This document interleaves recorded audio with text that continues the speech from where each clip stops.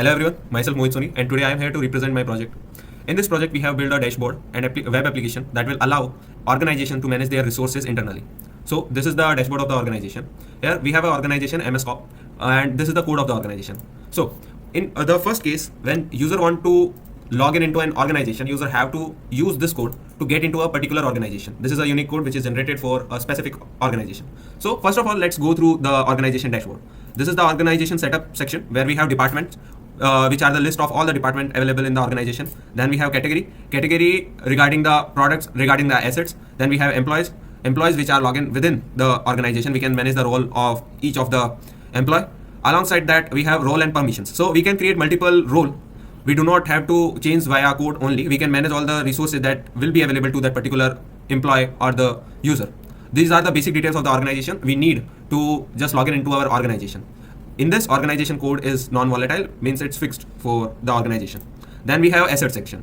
In my asset section, here are all the assets which are assigned to me or allocated to me, okay, which is the currently login user. Then we have audit. If some audit is assigned to me, will be listed here. Then we have assets option. This option is for the organization admin. Here, all the assets of the organization are listed here. Also, we have all the information about all the assets which are present here. Like if the asset is under any kind of repair or asset lost, allocation, each and everything is listed here. We can also make bulk uploads using the CSV file, JSON file, or direct JSON object.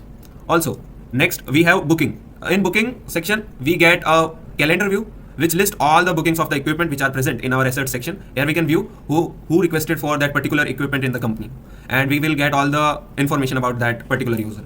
After that, we have transfer option. This option is used to transfer one asset from one. This option is used to transfer assets from one department to another department. As you can see here in the assets option, the assets belongs to a particular department. If we want to transfer assets from one department to another department, we can do that from here also. Then we have workflow. This is one advanced feature of this application where we can customizely define the workflow, the approval option. If our company standards are different from the generic standard, we can define here. After that, we have approval section. In this section, all the approval regarding asset acquiring and the repairment, each and every approval will be proceed from here. Then we have maintenance section. Maintenance section, we have list of all the equipments. If we want some equipment to go under any kind of assistance, maintenance assistance, so we can list them from here. After that, we have audit section. We can create audit for regarding a particular user for a particular department. Okay.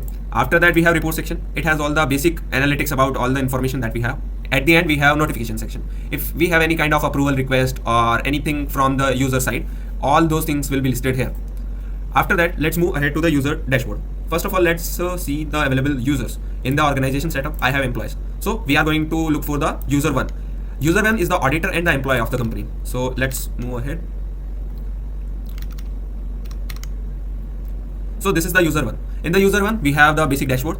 After that, we have my asset section where this user requested for this Mac Mini M2 and his request is approved. So he is allocated to that resource. In my audit section, we have the audit of this user. As we can see here, this user have to verify each and every resource which are allocated under the audit of this user. After that, we have asset section. In asset section, this user can view who own the asset. If he want to acquire any of the resource, then he can acquire that using the booking option. Then we have this booking schedules and booking equipment section. Here we have multiple views available as per the convenience of the user, and each user will get their allocations in the calendar view. After that, we have transfer. If any user wants transfer of any equipment from one department to another, they can request that from here. Then we have approval section. Nothing will be shown in this section to this user because this is a normal user. After that, we have maintenance section. If any equipment is under maintenance which is allocated to this user, will get listed here. After that, we have audit section. It is the same as my audit section. The report section and notification section. In this notification section, as you can see here, all the requests which are processed for this user are notified here. Now let's move to another user. Before that, let's see. As you can see here, this is the asset manager and employer of the company. As we can see here, this user is logging here. The dashboard is simple. Here is my asset section. As you can see here, there is no my audit section because that section is specially designed for the audit user. Then they have assets, and in this, as you can see here, actions are available for this user because this is the asset manager of the company. So this can allocate all the resources to a particular member in the company itself. Then we have all the basic options like booking, transfer, and approval. Okay, and the notification for the user for this particular user. Now let's move ahead to the login section. This is the login section where user have to put their email and password to log in into the organization. Here is the section where we can create a new organization, and this is join organization section. Since our project is handling multiple organizations parallelly, so we need to differentiate the new user. Like if I am applying for an organization, then it's mandatory to differentiate me that for which organization I am applying for. For that, I need to put here the organization code in which I want to be the user. So this is listed in the code here, as you can see here. So this is the whole project, and this is the whole workflow of this project. So also we can manage multiple roles. As you can see here, we can manage each and everything for the auditors. Like if I tell you this is the auditor and I have managed only 2 permissions for the auditor, this is manage all audit and resolve.